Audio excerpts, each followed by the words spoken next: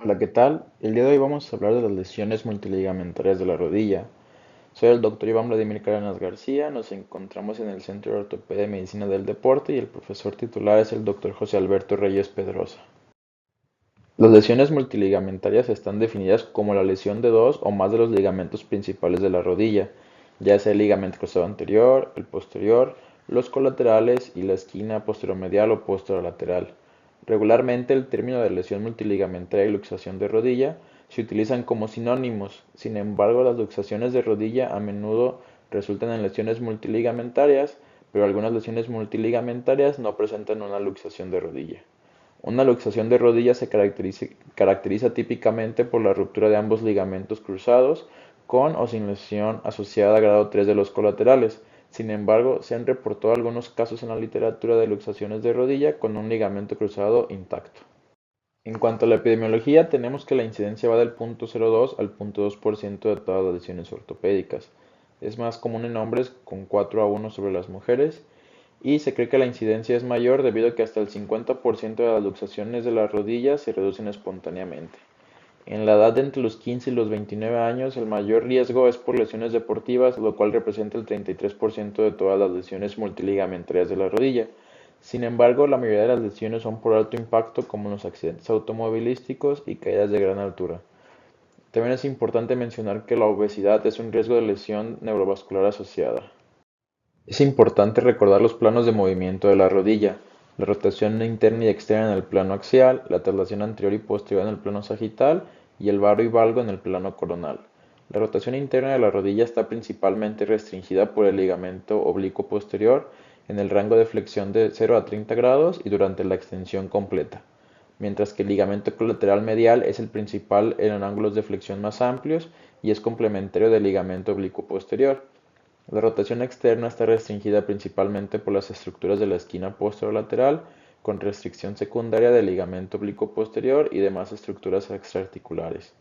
El movimiento anteroposterior está restringido anteriormente por el ligamento cruzado anterior y posteriormente por el ligamento cruzado posterior.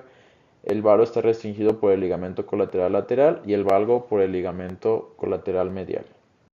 Las lesiones multiligamentarias se pueden presentar por traumas de alta o de baja energía. La causa principal es por alta energía y suele ir asociada a otras lesiones, mientras que las lesiones de baja energía típicamente ocurren en pacientes obesos después de una caída. Al estar involucrados distintos ligamentos, hay una gran variedad de mecanismos de lesión diferentes para las lesiones multiligamentarias. Las luxaciones ocurren con mayor frecuencia en la rodilla debido a desplazamientos anteriores y posteriores, constituyendo del 30 al 40% y del 22 al 33% de todas las luxaciones de rodilla respectivamente. El mecanismo más común de una luxación por desplazamiento anterior resulta de un trauma de alta velocidad que lleva a una lesión por hiperextensión del ligamento cruzado anterior y o del ligamento cruzado posterior. Y en general las lesiones por hiperextensión conducen a una mayor incidencia de daño vascular en comparación con otro mecanismo de lesión. El ligamento cruzado posterior juega un papel central en todos los grados de flexión de la rodilla, por lo que en la mayoría de los desplazamientos posteriores se caracterizan por una lesión del mismo, con una estimación que va del 79 al 87% de todas las luxaciones de rodilla que tienen esta lesión asociada. El ligamento cruzado posterior se daña con mayor frecuencia en eventos traumáticos de alta energía cuando ocurre un impacto directo en la tibia anterior sobre la rodilla flexionada, como la lesión en el tablero en los choques automovilísticos, lo que produce una ruptura del ligamento cruzado posterior en la mayoría de los casos. En general, el patrón más común de una lesión multiligamentaria es una lesión completa de ambos ligamentos cruzados con una lesión acompañante del ligamento colateral medial o de la esquina posterolateral. En la evaluación inicial de las lesiones agudas, para las lesiones de alta energía debemos de aplicar el ATLS, además de monitorizar la coloración y los pulsos distales y compararlos con el lado contralateral. El 50% de las luxaciones de la rodilla se reducen de forma espontánea antes de una evaluación inicial por el especialista, y dado la alta correlación de una lesión multiligamentaria y una luxación, todas las lesiones multiligamentarias deben de tratarse como una luxación de rodilla hasta demostrar lo contrario. Es muy útil el índice tobillo-brazo, ya que si este es menor de 9 es esencial realizar una angiografía. Las luxaciones de rodilla están asociadas a múltiples lesiones, como es la lesión de la arteria poplitea, que va hasta el 23 al 32% de los casos. También la lesión del nervio peroneo común, que va del 14 al 40% de los casos, y este es más común cuando hay lesiones que involucran la esquina posterolateral. Las lesiones meniscales también presentan una incidencia de hasta el 55%, mientras que las cartilaginosas hasta del 48%. De igual forma, las fracturas de meseta tibial o fracturas a abulsión representan del 10 al 20% de lesiones asociadas. En caso de presentar una lesión vascular, se debe de tratar con revascularización y fijación externa para proteger el injerto vascular y mantener una adecuada reducción de la rodilla. Se ha visto que retrasar más de 8 horas el tratamiento de una lesión vascular tiene una tasa de hasta el 80% de requerir una amputación. En el siguiente estudio realizaron un algoritmo de tratamiento para las lesiones agudas. La arteriografía de rutina no es aconsejable en todos los pacientes ya que pues, tiene riesgos y aparte es costosa. Se ha visto que el índice del tobillo-brazo menor a 9 tiene una especificidad, tiene una sensibilidad y un valor predictivo positivo del 100% para detectar lesiones vasculares en las luxaciones de rodilla, por lo que todo paciente con este índice menor a 0.9 se le debe de realizar una angiografía. De igual forma, todos los pacientes que presentan una extremidad isquémica deben de entrar al quirófano para estabilizarlos con un fijador externo, angiografía y reparación vascular. Entonces, en este algoritmo de tratamiento, vemos que si tenemos una rodilla luxada, lo primero que tenemos que hacer es reducirla. En caso de que te presente una buena perfusión, tenemos que buscar los pulsos. Si el pulso está asimétrico o está disminuido o no hay pulso, se tiene que hacer una angiografía. En caso de que el pulso esté presente, debemos de tomar el índice tobillo-brazo. Si este es menor a 9, debemos de hacer una angiografía y en caso de que sea mayor o igual a 0.9, cada 24 horas tenemos que estar checando nuestro índice nuevamente.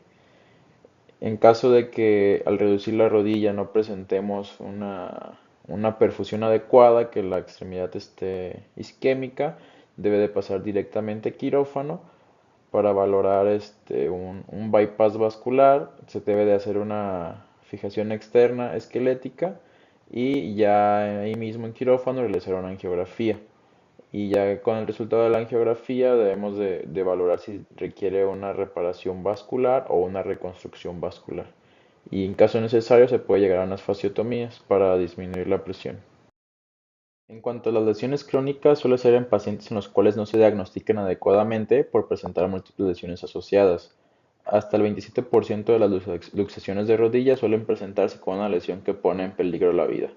Clínicamente presentan dolor persistente, sensación de inestabilidad y edema.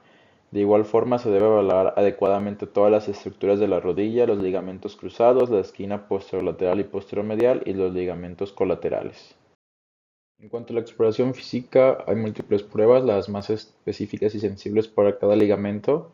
Del ligamento cruzado anterior es el del Lachman, pivot sheath y cajón anterior. Del ligamento cruzado posterior es el cajón posterior y la prueba de Godfrey. Para el ligamento colateral medial debemos de valorar el estrés en valgo a 0 y 30 grados de flexión. El ligamento colateral lateral, el estrés en valgo a 0 y 30 grados de flexión, además de la prueba de Moragas. Y para la esquina posterolateral, el dial test, y para la esquina posteromedial, el test de Slocum son los que más nos sirven para descartar o hacer la sospecha de alguna lesión ligamentaria. En cuanto a los estudios de imagen, las radiografías simples tomamos para descartar alguna fractura asociada. Las radiografías en estrés no se recomiendan en la fase aguda ya que podemos aumentar el riesgo de lesión neurovascular, además de que causan un dolor importante. El estudio más efectivo para el diagnóstico es la resonancia magnética, además de que nos ayuda a descartar alguna lesión asociada del cartílago o de algún menisco. De igual forma, pues es necesario en algunos pacientes, como mencionamos previamente, las angiografías para descartar lesión vascular. En el ejemplo de esta resonancia magnética podemos observar la ruptura del ligamento cruzado posterior, así como una lesión del ligamento colateral medial. La clasificación, tenemos la clasificación de Schenck, en la cual el grado 1 es la lesión de un ligamento cruzado, ya sea el anterior o el posterior, más una lesión de los ligamentos colaterales. El grado 2 es la lesión del ligamento cruzado anterior y ligamento cruzado posterior. El grado 3M es la lesión de los dos cruzados más el ligamento colateral medial. y el grado 3L es la lesión de los dos ligamentos cruzados y el ligamento cruzado lateral. El grado 4 es una lesión de los dos ligamentos cruzados y los dos ligamentos colaterales, y el grado 5 es cuando ya se asocia a una fractura luxación la lesión. En cuanto al tratamiento, siempre se prefiere el tratamiento quirúrgico ya que devuelve la biomecánica normal a la rodilla. Sin embargo, pues el tratamiento conservador va a estar indicado por aquellas personas que tengan una edad muy avanzada, comorbilidades muy importantes o que no tengan una adecuada extremidad de las extremidades inferiores, en los que no sea recomendable hacer el tratamiento quirúrgico. Aunque hay un consenso de que el tratamiento quirúrgico es el más adecuado, hay un debate en cuanto al tiempo de la cirugía y hay tres abordajes distintos para la misma. El agudo es en las primeras 3 semanas de la lesión y se considera un periodo crítico. En ese tiempo los ligamentos dañados son susceptibles de reparación, ya que son fácilmente identificables y no están significativamente retraídos. Los autores que abogan por la cirugía aguda argumentan que al reparar o reconstruir de forma aguda los ligamentos es más probable que se restaure la cinemática normal de la rodilla. Sin embargo, la cirugía aguda tiene más riesgo de presentar artrofibrosis y rigidez de la rodilla. Si se realiza una cirugía artroscópica, se recomienda retrasarla por lo menos 1 a 2 semanas para permitir la curación de la cápsula y prevenir la extravasación de líquidos. El tratamiento escalonado involucra una reparación aguda de las estructuras extraarticulares y una vez obteniendo rangos de movimiento completos se realiza la reconstrucción de los ligamentos cruzados. El tratamiento retrasado es posterior a 3 semanas de la lesión y se realiza la reconstrucción de todos los ligamentos lesionados, ofreciendo las ventajas de tener rangos de movimiento completos o casi completos y que evita la reparación o reconstrucción innecesaria de ligamentos que pueden sanar con una estabilidad suficiente sin cirugía. En múltiples estudios han tratado de llegar a un consenso de cuál tratamiento es mejor y se ha visto que el tratamiento agudo es el que tiene un poco mejor resultado clínico y funcional, además de que disminuye el riesgo de presentar lesiones condrales secundarias. Sin embargo, también se ha visto que tiene un alto riesgo de desarrollar rigidez y artrofibrosis en comparación con los otros dos tratamientos. La selección del injerto en las lesiones multiligamentarias es desafiante. El cirujano tiene la opción de usar injertos autólogos, aloinjerto o sintéticos, cada uno de ellos con sus ventajas y desventajas. La decisión usualmente depende del número de ligamentos que requieren la reconstrucción, la disponibilidad del injerto, la preferencia del cirujano y la técnica elegida para la reconstrucción, ya que ciertas técnicas requieren de un injerto más largo. Los injertos autólogos pueden ser de la pata de ganso, HTH, del cuádriceps y se pueden tomar de la rodilla sana o de la rodilla lesionada. En general se prefiere que sea de la rodilla sana para evitar una agresión mayor a la rodilla ya lesionada. Los aloinjertos comunes son los del tendón de Aquiles, del aparato extensor, HTH o del tibial anterior. La única desventaja de estos es que no están disponibles en todos los centros, además de que son caros. El injerto sintético como es el LARS, que por sus siglas en inglés significa Sistema de Reconstrucción y Aumentación del Ligamento, ha demostrado adecuados resultados clínicos en lesiones multiligamentarias. En cuanto a los principios quirúrgicos, es importante que al realizar múltiples reconstrucciones se corre el riesgo de tener una convergencia de los túneles, lo que aumentaría el riesgo de fallo de nuestra reconstrucción. Se prefiere realizar primero el abordaje abierto para los ligamentos colaterales previo a la artroscopía, para de esta forma evitar la extravasación de líquido y permitir una adecuada visualización de los tejidos blandos. Se realizan los túneles correspondientes y posteriormente se deben de tratar primero las lesiones concomitantes de los meniscos y lesiones condrales. De igual forma, es muy importante la secuencia de tensión de los injertos en las lesiones multiligamentarias, en la cual todavía es tema de debate, pero la que se ha visto que tiene mejores resultados es primero tensar el ligamento cruzado posterior, seguido del ligamento cruzado anterior, después del ligamento colateral lateral o la esquina posterolateral y al finalizar la esquina posteromedial. En el contexto de una lesión multiligamentaria del ligamento colateral medial, se debe de reparar o reconstruir si se encuentra inestable durante la exploración bajo la anestesia. Una revisión sistemática por Kovacevic mostró resultados satisfactorios con la reparación o la reconstrucción del ligamento colateral medial en el contexto de una lesión multiligamentaria, por lo que la localización de la ruptura y la calidad del tejido determinarán si se puede reconstruir o reparar la lesión. En los casos donde hay lesión del ligamento colateral medial con el cruzado anterior, se ha demostrado buenos resultados funcionales con tratamiento conservador para el ligamento colateral medial y una posterior reconstrucción del ligamento cruzado anterior. La reconstrucción de ambos ligamentos tiene mayor riesgo de artrofibrosis y una disminución de los arcos de movimiento, por lo que lo más recomendado es realizar un tratamiento escalonado con una rodillera tratada del ligamento colateral medial de forma conservadora y posteriormente realizar la reconstrucción del ligamento cruzado anterior y evaluar bajo anestesia la laxitud del ligamento colateral medial. La esquina posteromedial es una estructura que está ubicada entre las fibras longitudinales posteriores del ligamento colateral medial superficial y el ligamento colateral profundo en el aspecto medial de la rodilla.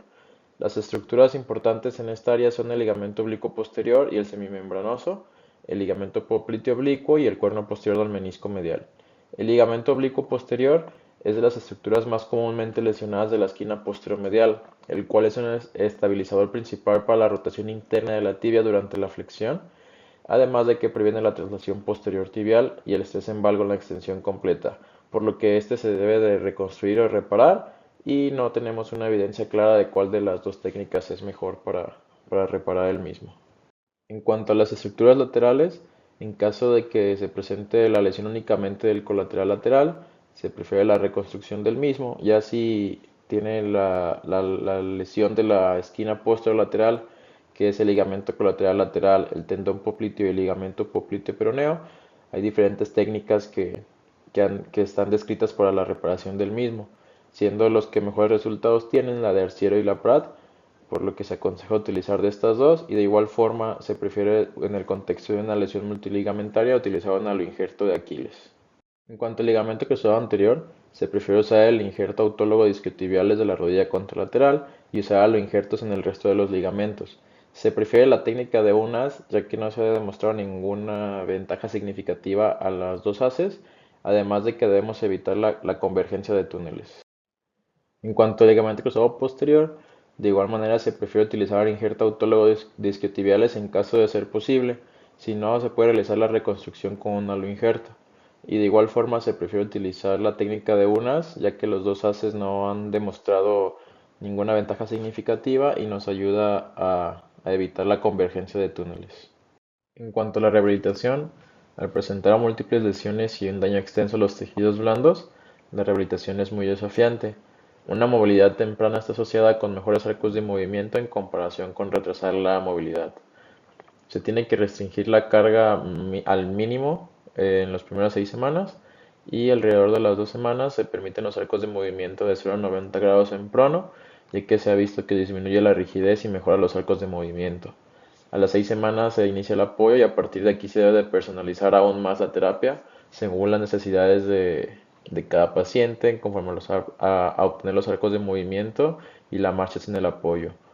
El fortalecimiento se inicia entre el tercer y cuarto mes y se va a valorar mensualmente con exámenes funcionales el retorno al deporte hasta obtener una fuerza y un brinco en una pierna del 90% en comparación con la otra, lo cual en promedio tarda entre 9 y 12 meses. Como conclusiones tenemos que las lesiones multiligamentarias de la rodilla son complejas y severas, además de que pueden incluir fracturas y lesiones neurovasculares. De igual forma, tienen diferentes mecanismos de lesión y presentación clínica, por lo que es importante poder distinguir estas lesiones en la etapa aguda y determinar el mejor tratamiento de las lesiones multiligamentarias, tanto como de las lesiones asociadas. De igual forma, es importante diagnosticar adecuadamente todas las lesiones asociadas que presenta, en especial en etapas crónicas. Es muy importante tener en cuenta la convergencia de túneles y la secuencia de fijación, ya que no hacerlo de una forma adecuada puede alterar la orientación tibiofemoral y su biomecánica, aumentando el riesgo de falla de nuestros injertos y así como la osteoartrosis. Y a pesar de que el tratamiento agudo se ve que es un poco mejor significativamente, personalmente recomiendo el tratamiento retrasado, ya que con una buena rodillera podemos evitar lesiones condrales y esperamos el tiempo de cicatrización adecuado para la cápsula articular y vemos si algún ligamento extraarticular pudiera cicatrizar de igual forma, lo que disminuiría el riesgo de síndrome compartimental por la extravasación de líquido, el riesgo de artrofibrosis, de infecciones y además disminuye la morbimortalidad al ser cirugías de menor tiempo y necesitar menos injertos. Esto es todo por la clase de hoy. Cualquier duda o comentario que tengan nos lo pueden hacer llegar a nuestras redes sociales. Muchas gracias por su atención.